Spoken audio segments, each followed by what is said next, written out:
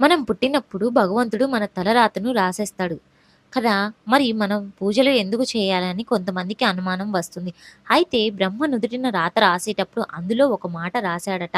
"నేను రాసే రాతను నేను కూడా తప్పించలేను. మీరు మీ ఉపాసనలతోటి, మీ అర్చనతోటి మార్చుకోగలరు" అని రాశారంట. పూర్వం విభీముఖుడు అనే రాజు ఉండేవాడు. ఇతనికి 50 సంవత్సరాలు మరణగండం ఉంది. ఆ మరణగండాన్ని ఎవరు తప్పించలేరని రాశాడు బ్రహ్మ. అతని అదృష్టం బాగుండి ఒక గురువుని ఆశ్రయించి గురువు చెప్పినట్లు అర్చన మృత్యుంజయ జపం చేసి చావాల్సిన వాడు బ్రతికాడు. 128 ఏళ్ల ఆయునున్న దుర్యోధనుడు ద్రౌపదిని జుట్టు పట్టి దుశ్శాసనతో ఈర్పించడం వలన చేసిన పాపానికి 60 ఏట చనిపోయాడు. జప, ధాన్య, ధనాది కర్మలతో తలరాతను మార్చుకోవచ్చు. మనస్సులోని నిరంతరం భక్తితో భగవాన్ని స్మరణ చేస్తే అంతా ఆ కృష్ణయ్య చూసుకుంటారు.